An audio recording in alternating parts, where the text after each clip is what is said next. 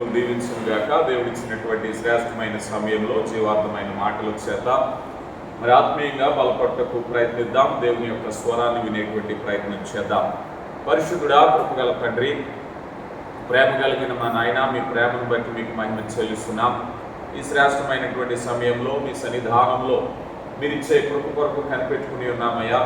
మీ మాటల్లో జీవాన్ని, మీ మాటల్లో మాధుర్యాన్ని మేము వినబోతుండగా వినగల చెవిని, గ్రహించగల మనసును మాకు దయచేయండి అయ్యా. ఇదిగో నాయనా, మీ వాక్యపు వెలుగులో మా జీవితాలను సరిచేసుకుని పరిశుద్ధులుగా, పవిత్రులుగా, మరి విశేషంగా మీ బిడ్డలుగా జీవించడానికి కృప దయచేయండి.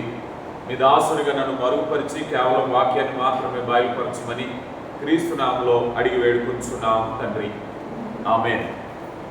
ప్రియులారా, ఈరోజు దేవుడు మనకు అనుగ్రహిస్తున్నటువంటి వనరులు, వాటి వినియోగం అనే విషయంలో మనం చూస్తే, దేవుడు మనకిచ్చేటటువంటి ప్రతి ఆశీర్వాదాన్ని సక్రమంగా సద్వినియోగపరచుకుంటూ ఉండాలి. కొన్నిసార్లు దేవుడిచ్చే ఆశీర్వాదాలు మనం సద్వినియోగపరచుకోకపోవడం వల్ల దాని యొక్క ఉపయోగాన్ని పూర్తిగా పొందుకోలేకపోతూ ఉంటాం. ఉదాహరణకి ఏదైనా ఒక యాంత్రికమైనటువంటి ఒక విషయాన్ని మనం కొనుగోలు చేసినప్పుడు దాని గురించిన పూర్తి అవగాహన ఉన్నప్పుడు మాత్రమే దాన్ని వినియోగించుకోగలుగుతాం.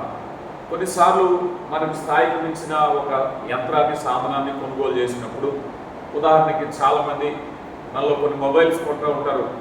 అంత అప్డేటెడ్ వెర్షన్ వాళ్ళకి ఉపయోగం కాదా అనేది వాళ్ళకి తెలియదు, మనం కొన్నామా లేదనేది. కానీ దాన్ని పూర్తి స్థాయిగా ముందు ఏదైతే ఉందో దాన్ని పూర్తి స్థాయిగా ఉపయోగించుకున్నామా అంటే కొన్నిసార్లు కాదు, చాలాసార్లు ఉపయోగించుకోకపోతూ ఉంటాం.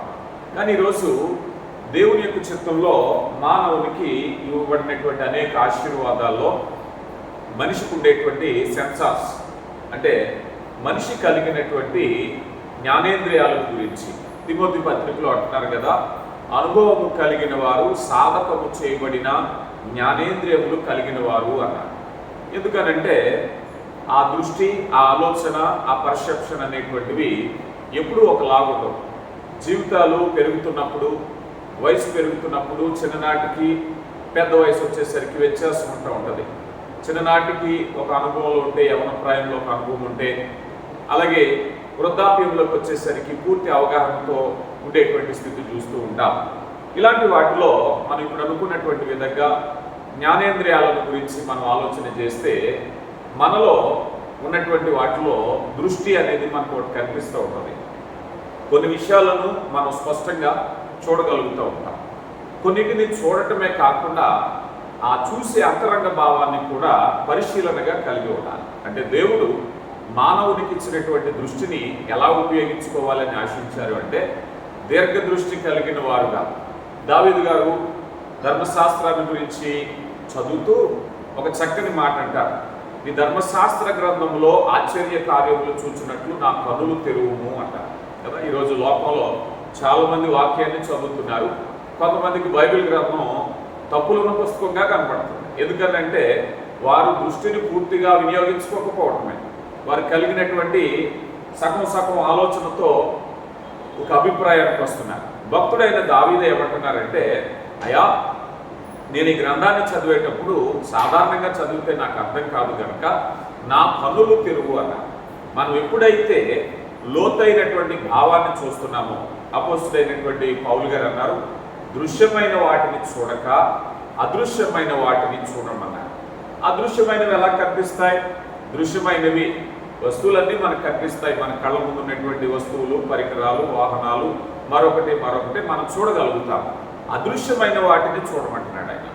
అదృశ్యమైనవంటివి ఏమున్నాయి అని ఆలోచన చేస్తే, పరలోకము అదృశ్యము, రాబోయేటటువంటి తీర్పు, నిత్య జీవము, విశ్వాసము, ఇవన్నీ కూడా అదృశ్యమైనవి.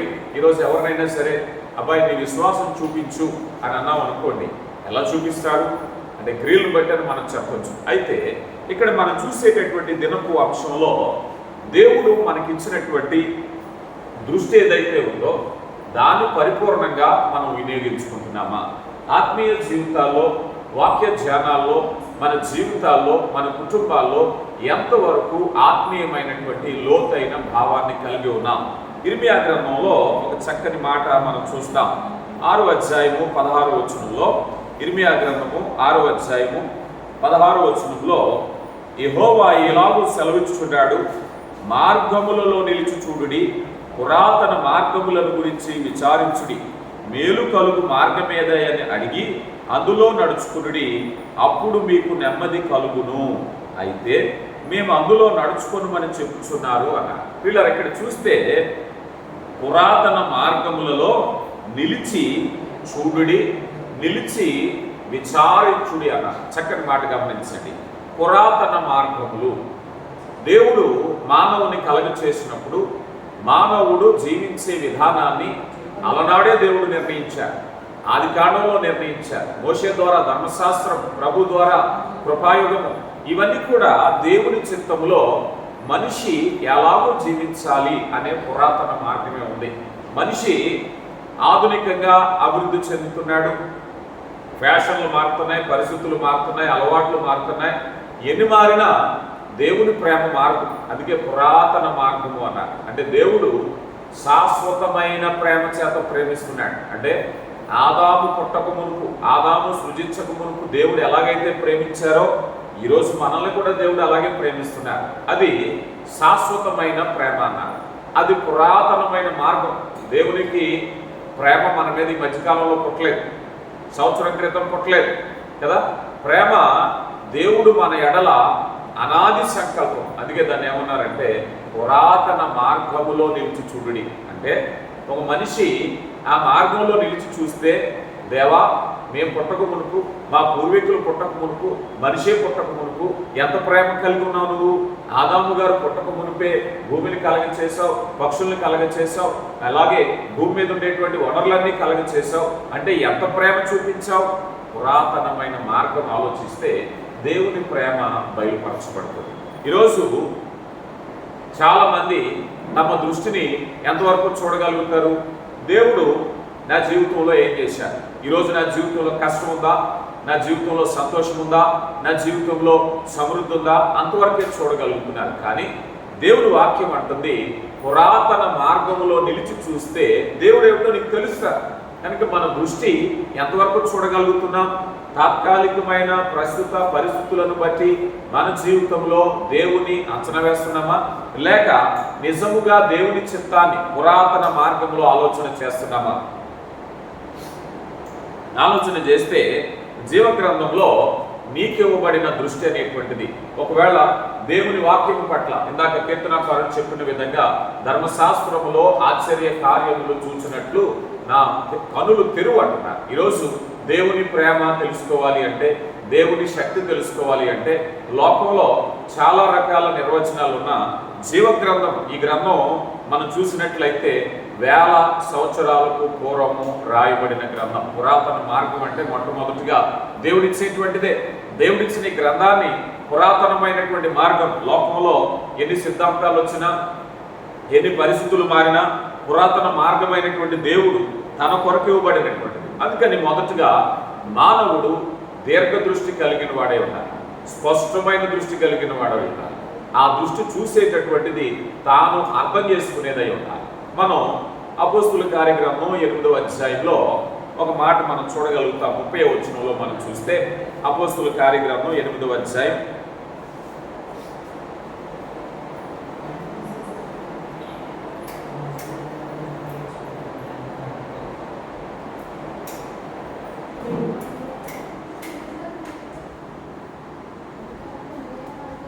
అపోస్తుల కార్యగ్రంథం 8వ అధ్యాయం 30వ వచనం. ఫిలిప్పు ఐథియోపియా నపుంసకుడి దగ్గరికి పరిగెత్తుకుని వెళ్ళి,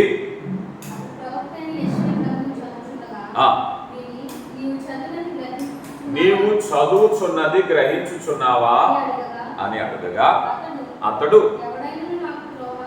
ఎవడైనను నాకు త్రోవ చూపకుంటే ఎలాగూ గ్రహింపగలను అని చెప్పి, చాలా ఇక్కడ చూస్తే ఈయన ఐథియోపియా నపుంసకుడు చాలా దూరం నుంచి ప్రయాణం చేస్తూ వస్తున్నాడు. మార్గ మధ్యలో ఆయన ధనవంతుడు. ఐథియోపియా దేశం మీద అతడు ఫైనాన్స్ మినిస్టర్, చాలా ఖరీదైనటువంటి వాడు. అందుకే ఆ రోజుల్లో కాలునడకనే ఒడ్డులు ప్రయాణం చేసేవారు, కానీ ధనవంతులు రథాల మీద వచ్చేవారు. ఇతడు ధనవంతుడు గనక రథం మీద వస్తున్నాడు. రథం మీద వస్తూ ఖాళీ సమయంలో ఏం చేస్తున్నాడంటే బైబిల్ గ్రంథాన్ని, యెషయా గ్రంథాన్ని తీసి ధర్మశాస్త్ర గ్రంథాన్ని చదువుతున్నాడు. ఎంత చక్కగా వాళ్ళు చూడండి. ఖాళీ ఉంటే ప్రయాణాల్లో మరో చోట మనం ఖాళీగా ఉన్నప్పుడు పిచ్చపాటి ఫోన్లు చాటింగ్లో ఉంటాం. కానీ ఆయన ఎంత చక్కని అవగాహన కలిగి ఉన్నాడంటే ఖాళీ సమయంలో గ్రంథాన్ని చదువుతున్నాడు. ఈ లోపల తన ఆసక్తిని బట్టి పరిశుద్ధాత్ముడు పిలుపుని అక్కడికి నడిపిస్తే పిలుపు వెళ్ళి అడుగుతున్నాడు, అయ్యా నువ్వు చదువుతుంది నువ్వు గమనిస్తున్నావా? ఈరోజు మన ప్రశ్న అదే. నీకు ఇవ్వబడిన జీవ గ్రంథము, నీకు ఇవ్వబడిన సందేశము నువ్వే దృష్టితో నువ్వు చూస్తున్నావు? గ్రహింపు కలిగిన దృష్ట్యా? ఈరోజు మన పిల్లలు చాలా మంది అంటాం బాడీ ప్రెజెంట్ మైండ్ ఆబ్సెంట్ అని చెప్పేసి. సాధారణంగా సగటు విశ్వాసుల జీవితాలు అలాగే ఉంటున్నాయి. ఎందుకనంటే దేవుని చిత్తాన్ని మనం అర్థం చేసుకోవాలి అంటే దేవుడు మనకిచ్చిన దృష్టిని, మనకిచ్చిన అవగాహన శక్తిని సద్వినియోగపరుచుకునే ప్రయత్నం చేయాలి, వినియోగించాలి. కొంతమంది అంటూ ఉంటారు కదా, అయ్యా తెలివి తక్కువడంటే అలా కాదండి, తెలివైనోడే కానీ తెలివిని వినియోగించడం రావట్లేదు కదా. చాలామంది అవగాహన లేకపోవడం, దృష్టి విషయంలో దేవుని చిత్తము నీవు చదువుతున్నది నువ్వు గ్రహించుచున్నావా? నువ్వు చదువుతున్నది గమనిస్తున్నావా? ఈరోజు ఎన్నో సందేశాలు దేవుడు మనకు అనుగ్రహిస్తున్నా, జీవ గ్రంథంలో ఎన్నో బలమైన ఆత్మీయ సందేశాలు వింటూ ఉంటాం. అయితే అవి వినేటప్పుడు గ్రహింపులోనికి రావాలి. ఒకవేళ గ్రహింపు లేకుండా ఎన్ని సందేశాలు విన్నప్పటికీ నిరర్థకమైపోతాయి. చూడండి, ఇర్మియా గ్రంథంలో 1వ అధ్యాయము 11వ వచనంలో,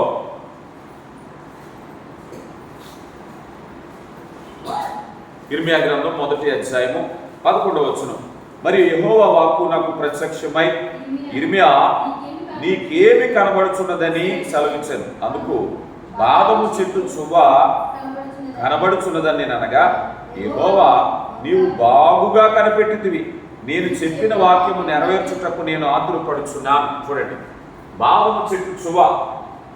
దేవుడు తన ఆసక్తిని, తన దృష్టిని పరిశీలన చేసేటప్పుడు, ఇర్మియా నీకేం కనబడుతుందో నాకు చెప్పు అని అంటే, వెంటనే దేవుడు ఏది చూపించాలనుకుంటున్నారో అదే చూశాను. కొన్నిసార్లు వాక్యం వినేటప్పుడు, వాక్యం చదివేటప్పుడు చాలాసార్లు మనం చూస్తూ ఉంటాం, ఏదైనా బైబిల్ గ్రంథంలో దీవెనకరమైన వచనాలు ఉంటాయి, శాపకరమైన వచనాలు ఉంటాయి. కొంతమంది బైబిల్ చదివేటప్పుడు చిలకలో తీసుకునేలాగా ఇలా తెస్తూ ఉంటారు, ఈరోజు ఏం వాక్యం అని. ఏదైనా ఒకవేళ కనుక శాపకరమైనది వచ్చింది అనుకోండి, వెంటనే ఇది మన కాదు అనుకో. దీవెనకరమైనది వచ్చింది అనుకోండి, ఇది నాది అంట. అంటే దృష్టి ఎలా ఉంది అని పరిశీలన. ఇక్కడ అందుకే చెప్తున్నారు దేవుడు, నువ్వేం చేస్తున్నావు?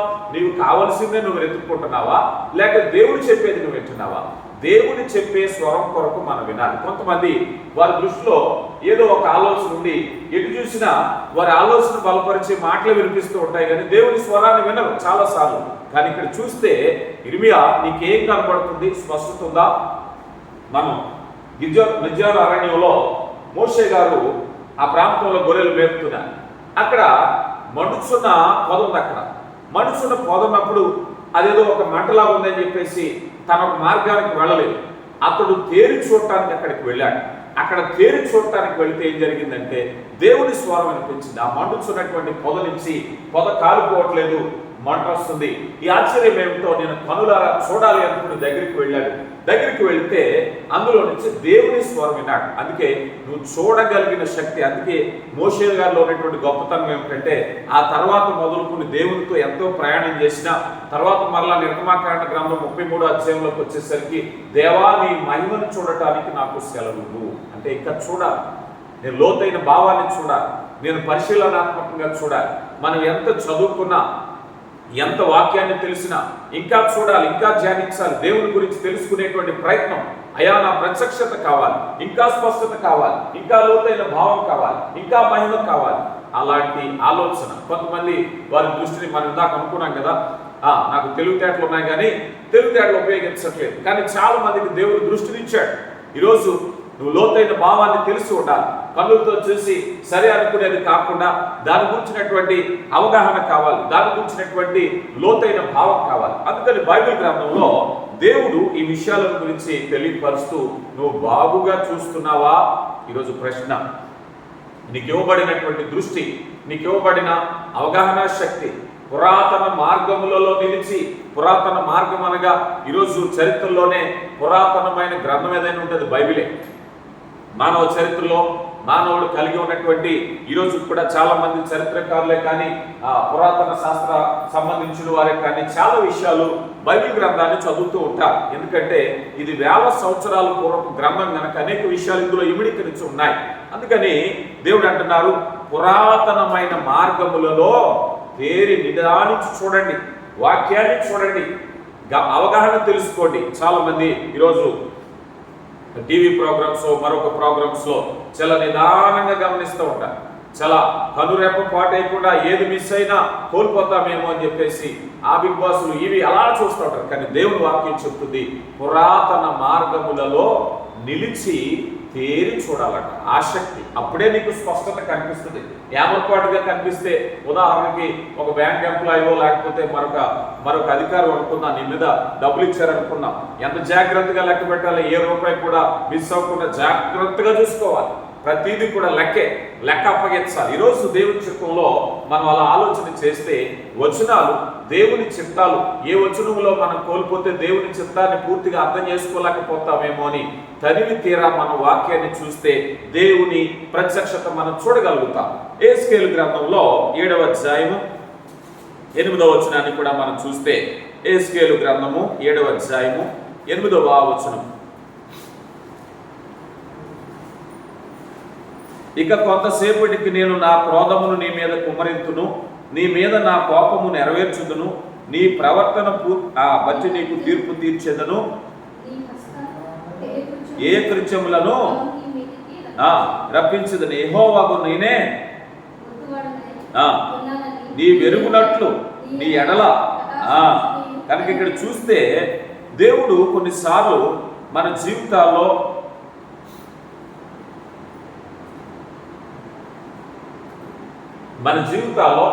తాను జరిగించదలసినటువంటి కార్యాలు, నినివే పట్టణం మీదకి వెళ్ళిపోతున్నాడు ఈయన యోనా గారు, దర్శించుకు వెళ్ళిపోతున్నాడు. నినివే పట్టణ ప్రజలు గమనించాలి, నిదానించాలి. సొదొమ గొమొర్రా పట్టణాలు నిదానించలేదు. సమాచారం వచ్చినా నిర్లక్ష్యము చేశారు. కానీ నిదానించి నీ దగ్గరకు వచ్చిన హెచ్చరికను నిదానించాలి, నీ దగ్గరికి వచ్చిన ప్రేమపూర్వకమైన ఆహ్వానాన్ని నిదానించాలి. ఈరోజు సువార్త అనేటువంటి ప్రకటన ప్రపంచవ్యాప్తంగా జరుగుతుండగా చాలా మంది దాని ఎడల సరైన దృష్టి కలిగి లేరు. కొంతమందికి ద్వేషం అనే దృష్టి, కొంతమందికి వ్యతిరేకం అనే దృష్టి. కొంతమంది మనం చూస్తాం, యేసు ప్రభు అంటే, బైబిల్ గ్రంథం అంటే వ్యతిరేకత. ఎందుకు వ్యతిరేకత? మీకు ఏం తెలుసు, నువ్వు ఏ దృష్టితో చూసావు వారికి తెలియదు, వారికి సరైన దృష్టిలో కనిపెట్టలేదు. కానీ వారు అనవసరంగా పై ఆలోచనతో దేవుని మీద వ్యతిరేకత పెంచుకుంటున్నారు. కనుక ప్రియులారా, ఈరోజు మనం చూసినట్లయితే దేవుడు తన నిర్ణయాన్ని తెలియపరిచేటప్పుడే కానీ, వాగ్దానాన్ని నెరవేర్చేటప్పుడే కానీ మనము నిదానించి చూడాలి. ఆయన స్వరాన్ని జాగ్రత్తగా వినాలి. ఆయన దర్శనము కొరకు కనిపెట్టుకుని ఉండాలి. చాలా మంది ఏమరపాటుగా ఉంటారు. చాలా మంది దేవుని స్వరాన్ని వినలేకపోతున్నారు, దేవుని దర్శనాన్ని చూడలేకపోతున్నారు, దేవుని ప్రత్యక్షత చూడలేకపోతున్నారు. అందుకొరకు అవసరమైన దేవుడు ఆత్మీయ నడిపింపుతో పాటు మనకి చక్కటి దృష్టినిచ్చారు. ఒకవేళ ఇంకా స్పష్టంగా చూడాలా, ప్రార్థన చేయాలి. మనం చూస్తాం, ఎలీషాని పట్టుకోవటానికి పరాయి దేశపు రాజు ఇదిగో రౌతుల్ని గుర్రాలను పంపారు. ఈయన ప్రార్థన చేసుకుంటున్నాడు. ఎలీషా పనివాడు వచ్చాడు, దాసుడు వచ్చి, నా యజమానుడా, ఇదిగో మన చుట్టూ గుర్రాలు ఉన్నాయి, రౌతులు ఉన్నాయి, ఏం చేయాలి, భయం వేస్తుందయా అని అంటే, వెంటనే ఎలీషా అంటున్నాడు, అయా, వారి పక్షమున ఉన్నవాడి కంటే మన పక్షమున ఉన్నవాడు బలవంతుడు అని ఎలీషా ప్రార్థన చేస్తున్నాడు. ఏమని? ఇదిగో ఈ దాసుని కన్నులు తెరువు. ఆ దాసుడు కన్నులు తెరవబడ్డాక వారి చుట్టూ ఇనుప రథాలు, అగ్ని రథాలు ఉన్నాయి, బలమైన శక్తి సైన్యము, పరలోక సైన్యం కాపుదల ఉంది. ఒకసారి ఆశ్చర్యపోతున్నాడు. అవును, ఈరోజు నీ చుట్టూ కూడా పరలోక సైన్యము కావాలి. నీకు ఎప్పుడు తెలుస్తుంది? ఈరోజు చాలా మంది భయంతో ఉన్నారు. అయ్యో, ఈ విషయంలో భయపడుతున్నాను, ఆందోళన పడుతున్నాను, దిగులు పడుతున్నాను. నీ చుట్టూ పరలోక సైన్యం ఉందని తెలియాలి అని అంటే నీవు ఆ దృష్టిని కలిగి ఉండాలి. ఆ ధైర్యం నీకు కలగాలంటే నువ్వు ప్రార్థన చేయాలి. ఎలీషా ఎలాగైతే ప్రార్థన చేశాడో, అయ్యా ఈ దాసునికి మనోనేత్రాలు తెరిచినట్లయితే, అందుకే అపోస్తలుడైన పౌలు గారు కొరింథీ పత్రికలో అంటున్నారు, యుగ సంబంధమైన దేవత వారి మనోనేత్రములకు గుడ్డితనం కలగజేసింది. ఆ గుడ్డితనం ఏం చేస్తున్నాయా అంటే దేవుని ప్రేమను కనబడకుండా, దేవుని ఆశ్చర్య కార్యాలు కనబడకుండా, పురాతన మార్గంలో తేరి చూసేటటువంటి స్థితి లేకుండా, లోకంలో ఉండేటువంటి ఆడంబరాలు చూడటానికి, లోకంలో ఉండేటువంటి నేత్రాశను చూడటానికి ప్రేరేపిస్తూ ఉంటుంది. అందుకని వాటిని జయించాలి అంటే మనము దేవుని సహాయం కొరకు కనిపెట్టుకుని ప్రార్థన చేయాలి. అలా దేవుడు తన తెలియపరచాలనుకున్న విషయాన్ని ఎప్పటికప్పుడు బయలుపరుస్తూ ఉంటారు. ఆమోసు గ్రంథము 7వ అధ్యాయము 8వ వచనంలో ప్రవక్తతో ఇశ్రాయేలు ప్రజల గురించి దేవుడు ఒక చక్కని మాట అంటున్నారు. చూడండి, 8వ అధ్యాయం. ఆమోసు, నీకు కనబడుచున్నదేమని అడగగా, నాకు మట్టపు గుండు కనబడుచున్నదని నేను అంటిని. అప్పుడు యెహోవా సెలవిచ్చినదేమనగా, మట్టపు గుండు అంటే సాధారణంగా భవనాలు నిర్మించేటప్పుడు మ్యాషన్ వర్కర్స్, తాపి మేస్తులు ఉపయోగించేది. లెవెల్ చూడటానికి మట్టపు గుండు వేసి లెవెల్ చూస్తారు కదా. ఇక ఇశ్రాయేలు ప్రజల్ని నేను కొలవబోతున్నాను, ఇశ్రాయేలు ప్రజల్ని సరిచేయబోతున్నా. ఇశ్రాయేలు ప్రజలు ఒక్కరిగా ఉన్నారు కనుక నేను సరిచేయాలి. అది శిక్ష చేత గాని ప్రేమ చేత గాని నేను సరిచేయాలనుకుంటున్నాను. దేవుడు తన బిడ్డల్ని సరిచేయాలనుకుంటున్నాడు. హెబ్రీ గ్రంథకర్త అంటున్నారు, తండ్రి శిక్షించిన కుమారుడు దుర్భేజుడే కానీ కుమారుడు కాదు అంటున్నారు. సరిచేయాలి అని అంటే దేవుని యొక్క సరిచేసే క్రమంలో కొన్నిసార్లు మనం స్పష్టంగా చూడకపోతే అది ఎలా కనిపిస్తుంది అంటే శోధనగా కనిపిస్తుంది. కొన్నిసార్లు కీడు వెనకాల మేలు వచ్చేటప్పుడు కొన్ని విధాలైన సమస్యలు వస్తూ ఉంటాయి. ఉదాహరణకి యేసేపు గారి జీవితంలో అతడు చెరసాల్లో వేయబడ్డాడు, అతడు బానిసగా అమ్మబడ్డాడు. కానీ ప్రతి అడుగు కూడా అతడు సింహాసనం వైపు నడిపించబడుతున్నాడు. కానీ లోకరీతిగా చూస్తే ఎలా కనిపిస్తుందంటే, అమ్మో దేవుని నమ్ముకుంటే నాకు శ్రమలు వచ్చాయి, దేవుని అంగీకరించాక ఇదిగో నాకు ఈ బలహీనత వచ్చింది. ప్రతి శ్రమ నిన్ను దేవుని వైపు నడిపిస్తుందనే దూరదృష్టి లేకపోవడం సమస్య. అందుకని మట్టపు గుండు కనిపిస్తుందా? ఈరోజు శ్రమలో ఉన్నవారు, బాధల్లో ఉన్నవారు, ఇరుకుల్లో ఉన్నవారు, ఇబ్బందుల్లో ఉన్నవారు ఒకసారి దూరదృష్టితో చూస్తే, దేవా ఈ కష్టాలు, ఈ ఇబ్బందులు, ఇరుకులు, శోధనలు ఎందుకు వస్తున్నాయంటే దేవుడు నిన్ను మట్టపు గుండు వేసి సరైన రీతిలో మంచి మార్గానికి నడిపిస్తున్నారు. కొన్నిసార్లు దేవుని చెప్పిన మార్గంలో వెళ్లకుండా వేరే మార్గంలో వెళ్లే ప్రయత్నం చేస్తూ ఉంటాం. అన్ని అవరోధాలే. మనం అనుకుంటాం మనం వెళ్ళిన మార్గానికి దేవుడు సరళం చేసేయాలి, కానీ దేవుడు మరొక ద్వారాన్ని తెరిచాడేమో మనిషి చూడడు. దూరదృష్టి కలిగిన వాడు ఇలా వెళ్ళాలనుకుంటున్నాడు, దారులు తెరిచబడ్డాయి. ఒక దారి తెరవబడితే దేవుడు మరొక దారి మూస్తే ఒక దారి తెరవబడతారు. నువ్వు మూసిన దారిని చూస్తావు కానీ తెరిచిన ఇంకో దారిని చూడట్లేదు. అంటే దృష్టి సరిగా వినియోగించకపోవడం. చాలా మంది చేసే సమస్య ఇదే. వారి జీవితంలో జరుగుతున్న సమస్యను సమస్యగా చూస్తున్నారు, కానీ దేవుడు దారిని తప్పిస్తున్నారేమో, నేను మరొక దృష్టిని కలిగి ఉండాలేమో, నా సొంత ఆలోచనతో నేను వెళ్తున్నప్పుడు దేవుడు ఈ దారిని మూసివేస్తే మరొక దారి ఏదైనా ఖచ్చితంగా తెరిచి ఉంటారు. జీవితంలో అసలైన సత్యం ఏమిటంటే, ఎప్పుడైనా ఏ ప్రయత్నం అయినా నీ జీవితంలో ఒక దారి మూసుకుపోయింది అని అనుకుంటే దేవుడు మరొక దారిని తెరిచి ఉంటాడు.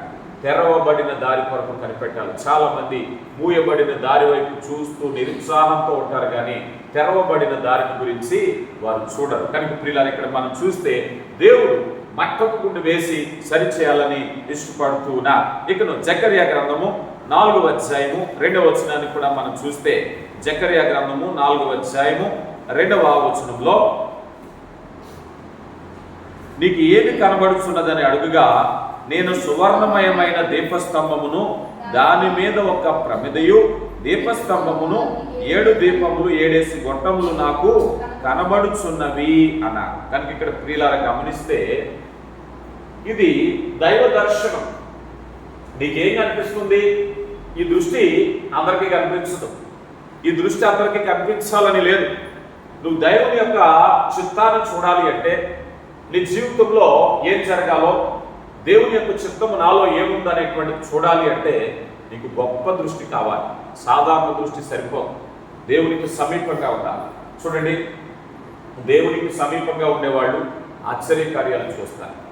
యోహాను, అపోస్తుడైనటువంటి యోహాను ప్రభు వారికి అత్యంత సమీపంగా ఉండేవాడు. ప్రభు వల్ల కార్యక్రమంలో తన ప్రేమించిన శిష్యుడు ఆయన రొమ్మును ఆనుకుని ఉండేను అనే మాట ఉంటుంది. ఎక్కువ యోహాను గారు ప్రభుకు దగ్గరగా ఉంటారు. మీరు ఇంకా చెప్పాలి అంటే గెత్సెమనే తోట ప్రార్థనలో ఆయనతోనే ఉన్నారు, రూపాంతరపు కొండ ప్రార్థనలో ఆయనతోనే ఉన్నారు. యోహాను గారు అంత సమీపంగా సిలువ వేయబడినప్పుడు ఒక మాట మనం చూస్తాం, అంతటా తను ప్రేమించిన శిష్యుడు సిలువ యొద్ద నిలుచుని ఉండెను. ఇలా చూస్తే యోహాను గారు చాలా సమీపంగా ఉంటారు. అంత సమీపంగా ఉండడాన్ని బట్టి ఆయన దృష్టి ఎంత స్పష్టం అంటే ప్రకటన గ్రంథం అంతట్లో కూడా ఆయన పరలోక రాజ్య మర్మాలను చూస్తున్నాడు. ఆత్మవశుడై పరలోకములకు కొనుకోబడిన వాడుగా పరలోక మర్మాలను రాసేటటువంటి దృష్టి దేవుడు ఆయనకు ఇచ్చాడు. ఎప్పుడంటే దేవుడికి సమీపంగా ఉంటాడు, వాక్యాన్ని ప్రేమించుకో, వాక్యానికి సమీపంగా ఉంటే పరలోక రాజ్య మర్మాలను కూడా మనం చూడగలుగుతాం. ఈరోజు మన జీవితంలో విషయాలు మనం తెలుసుకోలేకపోతున్నాం. దానియేలు గారు ఆయన ప్రార్థనాపరుడు, దేవునికి సమీపంగా ఉన్నవాడు కనుక అంచె దినాల్లో జరగబోతున్న సంగతులన్నీ కూడా రాశాడు. ఆయన అంత దృష్టి, రేపు ఏం జరుగుతుందో మన జీవితం ఏమిటో తెలియని పరిస్థితుల్లో సాధారణంగా మనం ఉంటాం. కానీ ఎప్పుడో పాత నిబంధన కాలంలో ఉన్నటువంటి దానియేలు గారట రాబోయేటటువంటి సృష్టి ముగింపులో జరగబోయే కార్యాలను గురించి ఆయన రాసినట్టుగా మనం చూస్తూ ఉన్నాం. ఇక ప్రియులారా, దేవుడు తన కృపను బట్టి విలువైనటువంటి సంగతులను మనకు తెలియపరచడానికి ఆయన దర్శనాన్ని, ఆయన ప్రత్యక్షతను మనకి ఇవ్వడానికి ఇష్టపడుతున్నారు. మన దృష్టిని సరి చేసుకోవాలి. మన దృష్టిని సరి చేసుకోకపోతే ఎలాంటి పరిస్థితి అంటే దమస్కు మార్గంలో అపోస్తుడైనటువంటి పౌలు గారు వెళ్తున్నారు. ఇదిగో సంఘాన్ని హింసించడానికి వెళ్తున్నాడు. హింసకుడు, దోషకుడు, హానికరుడు. అతడు పత్రికలు తీసుకున్నాడు, సంఘాన్ని హింసించడం ప్రాణప్రదమైనదిగా చూశాడు. అంటే సరైన దృష్టి లేనివాడు, కానీ పరలోక దర్శనాన్ని పొందుకున్నాడు. ఆ గొప్ప వెలుగును చూసి కింద పడ్డాడు. అన్ని అనే వైద్యుడు తీసుకువెళ్ళాడు. 3 రోజులు అతడు ఉపవాసం ఉండి ప్రార్థన చేశాడు. కన్నీటి ప్రార్థనలో సందిగ్ధంలో ఉన్నాడు. కానీ అక్కడ మనం ఒక చక్కని మాట చూస్తాం. 3వ దినమున అతని కనుల నుంచి పొరలు రాలగా, అంటే దృష్టి సరిచేయబడింది. ఇప్పుడు ఏం తెలుసుకుంటున్నాడు? ఇప్పుడు ఒకప్పుడు సరైన దృష్టి లేడు, ఒకప్పుడు వ్యతిరేకి, సంఘానికి హింసకుడు, దోషకుడు. ఇప్పుడు ఎవరయ్యా అంటే ఇప్పుడు చక్కగా దేవుని కృపను బట్టి అతడు బలమైనటువంటి క్రీస్తు యొక్క అనుచరుడు. దృష్టి మారింది. ఇంతకు ముందు దృష్టి వేరు. ఇంతకు ముందు ఏ సంఘాన్ని హింసించాలనుకున్నాడో ఇప్పుడు ఆ సంఘం కొరకు ప్రాణం పెట్టాలనుకున్నాడు. ఏ సంఘాన్ని నాశనం చేయాలనుకున్నాడో ఆ సంఘం కొరకు ఇదిగో అభివృద్ధిలో నడుస్తున్నాడు. దృష్టి మారితే, నీ దృష్టి ఎప్పుడైతే మారుతుందో నీ జీవితం మారుతుంది. దృష్టి మారే వరకు కూడా కొన్నిసార్లు మనం అపోహల్లో ఉంటాం. కొన్ని నిర్ణయాల్లో మన యొక్క ఆలోచన మనకే ఉంటుంది, కానీ లోతైన భావాన్ని తెలుసుకోకపోవటం వల్ల, పరిపూర్ణ ఆలోచన తెలుసుకోకపోతే చాలా వరకు అందులోనే ఉండిపోతాం. కానీ మన దృష్టి ఎప్పుడైతే లోతైన భావంలోనికి వెళ్ళాలి, దేవుడిచ్చిన దృష్టి పవర్ అనేటువంటిది, ఈ సైట్ పవర్ అనేటువంటిది పూర్తిగా వినియోగించుకుంటే దేవుని చిత్తాన్ని నువ్వు తెలుసుకోగలుగుతావు. ఇక మనం చూసినట్లయితే ఇందులో దృష్టిలో కొన్ని రకాలు నేను చెప్తాను, 2-3 రకాలు. ఒకటి, మరిచిపోయే దృష్టి కలిగిన వారు. సాధారణంగా మనందరిలో కూడా మరుపు ఉంటుంది. మనం ఎక్కడైనా సరే పలానా వస్తువు ఎక్కడ పెట్టామంటే మర్చిపోతాం. సాధారణంగా రోజు జరిగేది. కొన్నిసార్లు నా కళ్ళజోడు గురించి 1-2 గంటలు వెతికిన సందర్భాలు ఉంటాయి. ఎక్కడే పెడతాను, ఎక్కడ ఉంటుందో తెలియదు. మొబైల్, లేకపోతే ఏదైనా పెన్, ఏదైనా ఇంపార్టెంట్, లేకపోతే డాక్యుమెంట్ మనకు తెలుసు, ఖచ్చితంగా పలానా చోట నేనే పెట్టానని తెలుసు, కానీ ఎక్కడ పెట్టామో తెలియదు. అంటే మర్చిపోయేటటువంటి గుణం కలిగినటువంటి వారు కదా, అలాంటి గుణాన్ని అంటారు. యాకోబు పత్రికలో ఒక మాట అంటున్నారు. యాకోబు గారు రాసిన పత్రిక 1వ అధ్యాయము 23-24 వచనాల్లో, అద్దములో తన సహజ ముఖమును చూచుకుని బయటికి పోయి మర్చిపోతాడంట. ఎవరండి అతను? అద్దములో తన సహజ ముఖమును చూసుకుని మర్చిపోయే మరుపు కలిగిన దృష్టి కలిగినటువంటి వారు. ఆ మరుపు కలిగిన దృష్టి ఎలాంటిదయ్యా అంటే, వాక్యాన్ని వింటున్నప్పుడు వాక్యం అనే అర్థం ఎదుట మన జీవితం ఏమిటో, మనం ఏం సరి చేసుకోవాలో, మన లోపం ఏమిటో, మన హెచ్చరిక ఏమిటో అన్నీ స్పష్టంగా ఉంటాయి. కానీ మనిషి బయటికి వెళ్ళాక మర్చిపోతున్నాడు. దేవుడు ఈ దృష్టిని అంగీకరించట్లేదు. ఈరోజు చాలా మంది మర్చిపోయేటటువంటి దృష్టి. దేవుడు మన ఎడల ఎన్నో బలమైన కార్యాలు చేస్తున్నారు, ఆశీర్వాదాలు ఇస్తున్నారు, అని చాలాసార్లు మర్చిపోతున్నాం. ఇశ్రాయేలు ప్రజలు అలాంటి గుణం కలిగిన వారే. దేవుడు చేసిన అద్భుతాలు మర్చిపోతారు, నేల గురించి సణుగుతారు, ఆహారం గురించి సణుగుతారు. అంటే మర్చిపోయే దృష్టి కలిగిన వారు. ప్రియులారా గమనించండి, ఈ దృష్టి దేవుడు సరి చేసుకోమంటున్నారు. ప్రకటన గ్రంథంలో అంటున్నారు కదా, నీ కనులకు కాటుక కొనుక్కోవాలట. ఏం చేయాలండి? నీ కనులకు కాటుక ఔషధం. ఒకప్పుడు ఔషధం, ఇప్పుడు పెడుతున్నారు లేదు తెలియదు కానీ పిల్లలకి ఒకప్పుడు కాటుక పెడితే పిల్లల్ని, చిన్నపిల్లలు చాలా ఇబ్బంది పెట్టేసేవారు, ఇలా రాస్తూ ఉండేవారు. ఎందుకంటే బాగా దృష్టి వస్తుంది, కళ్ళు బాగా పెద్ద కళ్ళు అవుతాయని ఒక అపోహం కదా. వాక్యం చెప్తుంది, నీ కనులకు కాటుక కొనాలి, లేకపోతే దృష్టి సరిలేదు. దృష్టి సరిలేకపోతే దేవుని చిత్తాన్ని చూడలేకపోతున్నావు. దావీదు గారు అంటున్నారు, నా ప్రాణమా ఆయన చేసిన ఉపకారములలో దేనిని మరొక, ఎందుకంటే నా కళ్ళు సరి చేసుకోవాలి, ఆయన చేసిన ఉపకారాలు నేను మర్చిపోయే వ్యక్తిగా ఉండకూడదు. అందుకని మొదటిగా మర్చిపోయేటటువంటి. రెండవదిగా చూస్తే మరొక దృష్టి కలిగిన వారు అన్నారు. వీరెవరయ్యా అంటే ఈ రెండవ దృష్టి కలిగినటువంటి వారు అస్పష్టంగా చూసే దృష్టి. అస్పష్టంగా చూసే దృష్టి. మనం కొన్నిసార్లు మన బంధువులో లేకపోతే మనం ఎవరైనా ఒక వ్యక్తి గురించి ఎయిర్పోర్ట్లోనో బస్ స్టాండ్లోనో రైల్వే స్టేషన్లోనో ఎదురు చూస్తున్నాం అనుకోండి, ఆ టైంలో ఎవరిని చూసినా అలాగే కనబడుతుంటారు, అడుగడుగు వచ్చేసాడు అనుకుంటాం. కానీ అక్కడ దృష్టి వేరు, అంటే అస్పష్టమైనటువంటిది. మనం ఏదైతే చూస్తున్నామో సాధారణంగా అది ఇదే అనేటువంటి ఒక సైకాలజికల్ ఫీలింగ్లో ఉంటాం. అస్పష్టత అనేది అంటే నీ మనసులో ఏదుందో ఎవరు అదే కనబడుతుందనే భావం. మార్కు సువార్త 8వ అధ్యాయంలో యేసు ప్రభు వారు తన శిష్యులు తీసుకుని ప్రయాణమై వెళ్ళేటటువంటి వెళ్ళమన్నారు. దోణికి వెళ్తున్నారు. కొంత దూరం వెళ్ళాక పెద్ద తుఫాను వచ్చేసింది. తుఫాను వచ్చి అలలు ఎగిసిపడిపోతున్నాయి, ఈ పడవలు తోసేస్తున్నాయి, నీటిలోకి వస్తున్నాయి. భయపడిపోయారు. భయపడిపోతే వారిని రక్షించడానికి యేసు ప్రభు వారు నీటి మీద నడుచుకుంటూ వస్తున్నారు. మానవ సైకాలజీ కదా, భయంలో ఉన్నవాడికి ఏది చూసినా దయ్యమే. భయంలో ఉన్నవాడికి ఏది చూసినా దయ్యమే. యేసు ప్రభు వారిని చూసి భూతం అంటున్నారు వీళ్ళప్పుడు. చూడండి, ఎందుకని? అప్పుడు వాళ్ళు భయంలో ఉన్నారు. మానవ పర్సెప్షన్, సాధారణంగా మానవ దృష్టి అనేటువంటిది అలా పనిచేస్తూ ఉంటుంది. ఏదైనా సరే భయస్తుడికి ఎలా ఉండదు చెప్పండి? చీకట్లో ఏ కుక్క పరిగెట్టింది అనుకోండి, దయ్యమే వచ్చేసింది, దయ్యం అనుకుంటాడు. మానవ సైకాలజికల్ పర్సెప్షన్స్ అలా ఉంటా ఉంటాయి. అయితే దేవుని చిత్తంలో మనం చూస్తే అలాంటి ఆందోళనతో కూడిన దృష్టి అనేది చూడటానికి వీలు.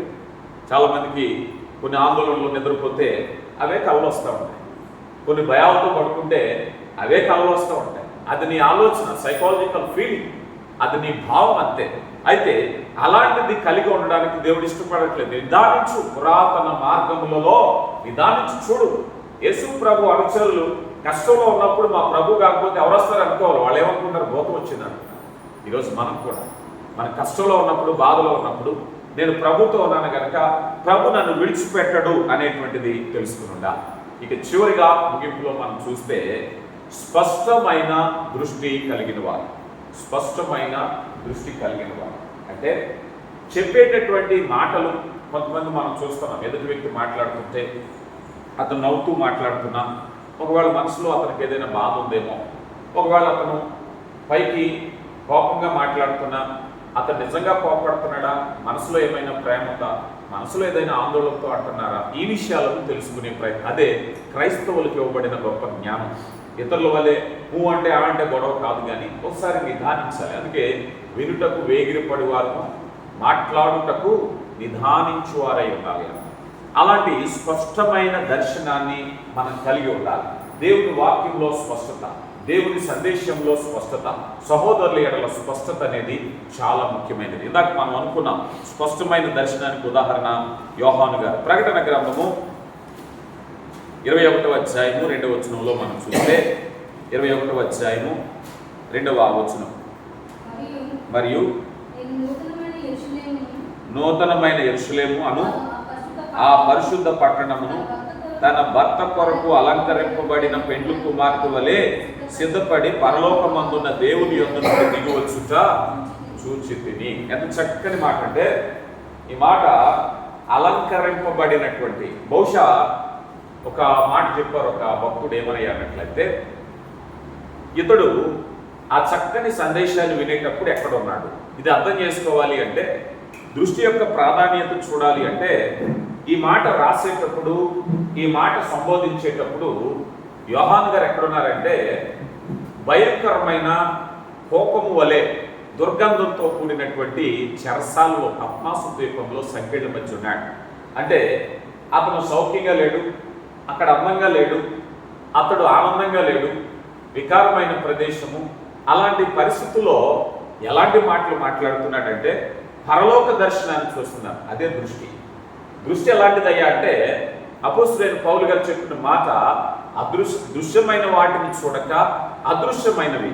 తన చుట్టూ సంఖ్యలు ఉన్నాయి, తన చుట్టూ శరసాలు ఉంది, భయంకరమైన పద్మాసు దీపం ఉంది. అలాంటి దీపంలో అతడు ఆత్మవస్తుడై పరలోక మర్మాలను చూస్తున్నాడు. ఇదే విషయాన్ని పౌలు గారి విషయంలో కూడా మనం చూస్తాం. పౌలు గారు కూడా ఆయన మరణానికి అప్పగింపబడినప్పుడు రోమా ప్రభుత్వం రోమా పట్టణంలో ఆయన బంధించింది. ఆయన చాలా ఇరుకైనటువంటి స్థలం. ఆ మాట మనం చెప్పుకోకూడదు. వారికి అవసరమైతే కాలకృత్యాలు కూడా అదే గదిలో, వేరే గదిలో వెళ్ళటానికి లేని విధంగా అక్కడే దుర్గంధం, అక్కడే భోజనం, అక్కడే విశ్రాంతి, అక్కడే భయంకరమైన స్థితి.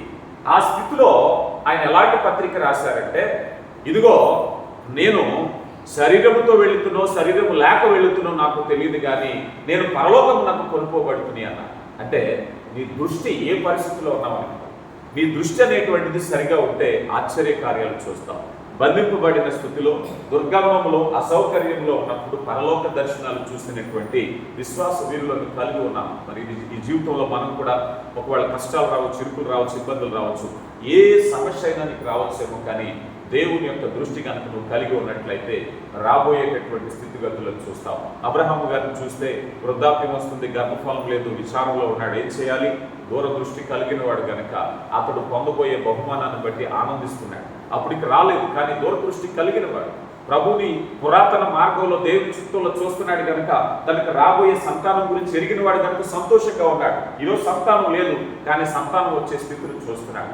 ఇది దృష్టి యొక్క శక్తి. కనుక దేవుని కృపలో ఈరోజు నీ విచారం అన్నిటికీ విచారం కాదు, నీ ఇబ్బంది ఎప్పటికీ నీ జీవితంలో ఇబ్బంది కాదు.